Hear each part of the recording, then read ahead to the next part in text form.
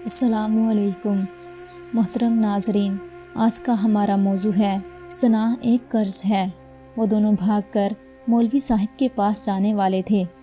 تمام گواہوں کا انتظام ہو گیا تھا، مگر جب وہ لڑکا اس لڑکی کو اس کے گھر سے بھگانے کے لیے آیا تو معصومہ نے لڑکے کے ہاتھ میں کاغذ دے کر اس سے کہا، بغیر کوئی سوال کیے واپس گھر لوٹ جاؤ۔ سب لوگ جو ساتھ آئے تھے وہ حیران رہ گئے، بہت تلخ الفاظ میں لڑکی کو طعنہ دینے لگے، مگر وہ دروازے سے باہر نہ ہوئی اور کہا، اکثر لوگ اس لیے برباد رہ جاتے ہیں کیونکہ وہ مکافات کی چکی میں پھنستے رہ جاتے ہیں، عمل در عمل ہوتا چلا جاتا ہے، مکافات کی چکی چلتی رہتی ہے، رکتی نہیں۔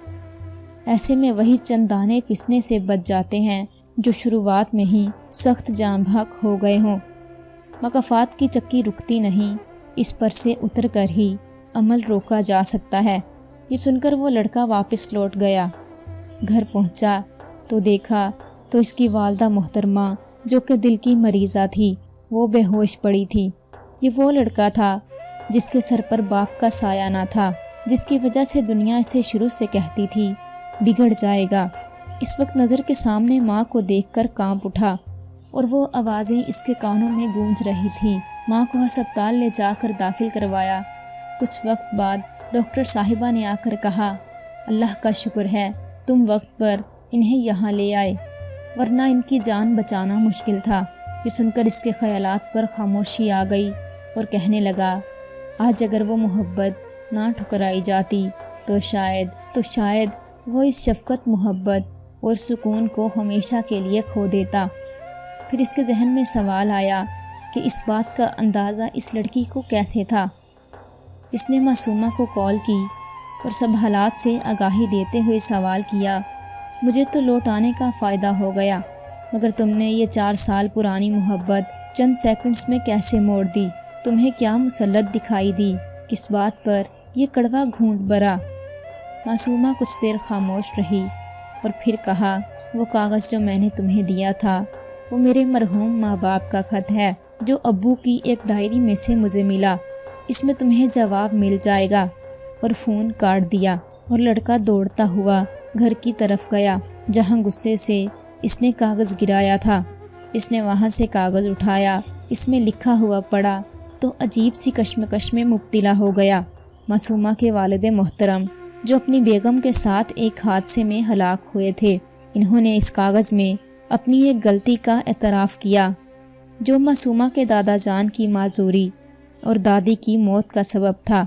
معصومہ کے والد محترم نے لکھا، میری بربادی اور اضطراب کا سبب یہ ہے کہ میں نے اپنی 9 سالہ محبت کے پہلو میں وقت بتانے کے لیے اپنی 24 سالہ شفقت اور محبت کے آنگن کو چھوڑا۔ میرا قصور یہ ہے کہ میں نے کسی کی باہوں میں چند گھنٹے بتانے کی خاطر کسی کے وجود میں بتائے 9 مہینے بھلا ڈالے۔ میرا قصور یہ ہے کہ میں نے دنیا کی حور سی لڑکی کی محبت میں ان قدموں تلے زمین نہ رہنے دی جن میں ایسی جنت محبت کا تقاضا کرتے ہوئے میری منتظر تھی، جہاں اس لڑکی سے ہزاروں درجے خوبصورت اور پاکیزہ حوریں مجھے مل سکتی تھی۔ میں نے جنون کی خاطر سکون ٹھکرایا، میں نے ظاہر کی خاطر باطن چھوڑا۔ مکافات کا پہیہ گردش میں آیا۔ اب بیٹی معصومہ کو ماں کے ساتھ کھیلتا دیکھتا ہوں تو ڈر لگتا ہے کہ کہیں میری بیگم پر بھی، کہ کہیں میرے اور میری بیگم پر بھی وہ نہ گزرے جو اس کی اور میری جلد بازی کی وجہ سے میرے ماں باپ پر گزرا تھا۔